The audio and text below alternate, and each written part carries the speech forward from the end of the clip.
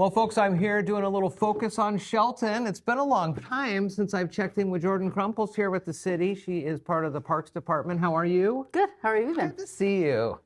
I was driving up by Capitol Hill the other day, and I passed that nice little park there.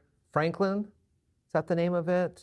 On the corner of, I think it's Art Franklin? Art Johnson. Art Johnson, that's what it is. Yep.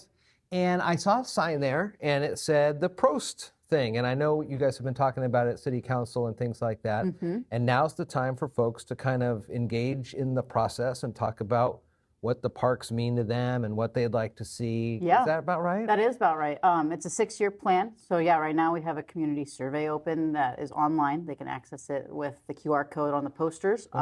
Inserts went out in mailers, or they can go to the website. We have a Parks and Rec Open Space and Trails Plan page on the Parks and Rec page that they can do a survey. Pretty much covers everything from parks, what they want to see for the future, current status on how they feel about the status of what they are now, even rec programming in that aspect too. So yeah, we just want to hear from the public and see what they want for the future. There's a lot of great parks in Shelton, a lot of different sized parks as well. I'm thinking, Wallace Nealon with that great structure, and then over the summertime with the live music and things. You go to Callanan and they got the great ball fields there, even the little parklets, if you will, like Art Johnson, or the one just over here, 6th Street Park. Yep. Huff and Puff is another great one. There's just a lot that people are able to access in the city. And I know too, over the years, we've talked about having even more walkability to parks. So you're not more than like a mile or less from an actual open space. Is that part of the plan? That is part of the plan. We do talk about how the radius of people from where they live to the closest open space or trail amenity. So we do look at that. One of the things I think I remember, because we talked about this, I guess, probably 6 or 7 years ago, the last time it came up. And one of the things, I believe, if I remember right, we talked about, whether or not installing some really like secure cornhole boards or things that folks were playing at the time and continue to play. So there's even just more of an opportunity. Loop Field's another great example of a large space that people can go and access. What are some of the other early initial results that you're hearing, or what are some of your counterparts in other park offices across the area? What are they doing these days? So, I mean, a lot of the big, like the two, I think that we'll see mainly is a splash pad, spray park. Yeah, everybody talks about that. It was a popular thing the first time back in 19 when we did this. So I have a feeling that's also going to be a popular one now. Yeah. And now that pickleball is the up and coming thing, I have a feeling that we're going to have a lot of input on outdoor pickleball courts. I think those are going to be two very popular answers. Are there currently any pickleball or tennis spaces available in the city? We do have the pickleball court here at Lincoln. Yeah. It's basketball / pickleball. People can check out a net here if they wanted to during business hours and use it. But otherwise, the only tennis courts are at the high school, and they're not public access. Right. You think about that, and there are some great flat spaces. Yes. Callanan again, Luke Field might have some great opportunities for that.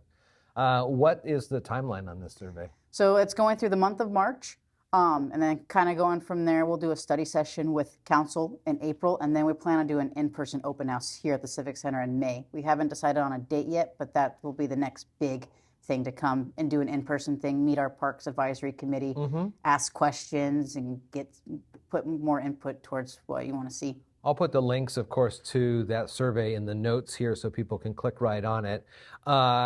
Coming up soon, it starts on March 11th, and it's 3 consecutive Wednesdays. It's a classic, which has just grown in such the amount of people that are participating in this. Empty Bowls is coming back again. Yeah, we're excited. March 11th is your first one. That's where you kind of create your bowl. The 18th is then when you glaze your bowl. And then the final night is the fun night where you pick up your bowl and then have some soup and bread from some of the local businesses around. I saw the poster out front, and again, some great staples that have been around for a long time, and then some new folks are Yeah, getting yeah, involved. it's exciting to now that we have some new people. We always try to offer it up to them to see if they're interested, get their name out there.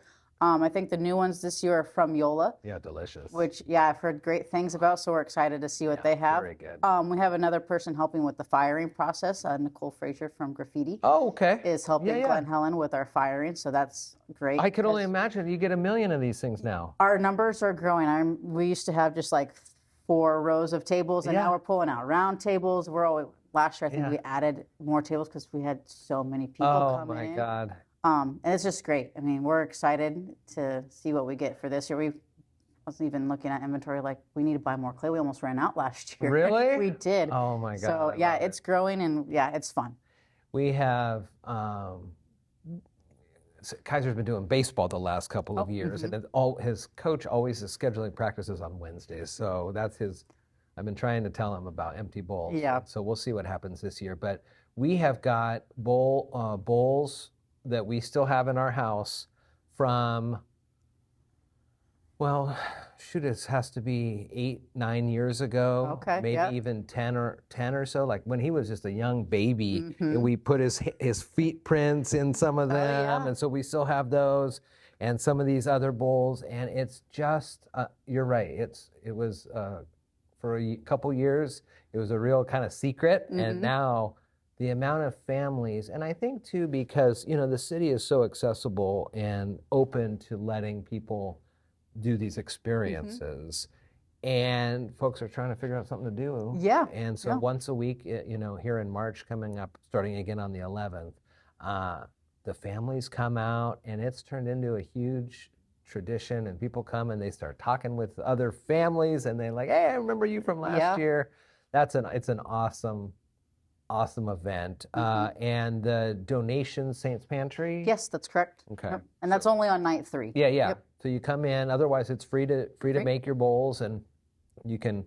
There's instructions, and there's little molds and things that you can press into it. It's just a heck of a lot of fun. Yeah. So if you have not done this, you got to get down here. Highly recommend it. I mean, we have groups that come in. They are like, we have a group of like 6. Where can we sit? Yeah. So bring anyone and everyone. That's cool. Yep. Well, we haven't gotten our schedule yet, so we might be able to come out this Wednesday, the 11th, 18th, and then it would be whenever the final day is. After the 25th. 25th is the final Wednesday for that one, the actual soup night. And I pick a favorite of the different fare from the different great local restaurants. And again, I'll put the links to that so you can see who they will be in the show notes. Very cool. So pro survey on now. Make sure you fill that out for letting the city know what you want to see in the future for parks and recreation here. All the other classes going good still? Yeah, I mean, we got yoga starting tonight. Our spring yoga session's going on. We've got our doubles pickleball league starting in April. And that's over at the community center? It is at the Transit. That's another busy one. People go. It is. And we max out on teams every season we've done it so far, and we do it twice a year. Do you remember when we did a video, like right when it opened, we had our masks on? It was during COVID, yes. And we were over there trying to figure out how to play, and the folks were like, "Oh God, here comes Jeffrey. What's he? Out of the way! You don't know what you're doing." That was a great video. I might have to go find that one. That was early on in the process of the pickleball here in the city. Yeah. Very cool. So Taekwondo, and then people get these as well in their electric bills or their water bills? Yep, we do them in the mailing inserts. Yep, and we have it on our website. Okay. Yep, people can always contact me too. Okay, I'll put your email on the list too so folks can reach out here. Yeah. But definitely get those surveys in because the more input they have, the better opportunity to serve the citizens of Shelton, and then also the folks that come in for the different events, Forest Festival and all the other things that happen in town. So. Yeah. Well, it's good to see you. You too. Thanks for having me. Very cool. Focus on Shelton and look to get back in here a little bit more and see what else is going on around the city. So thank you. Thank you.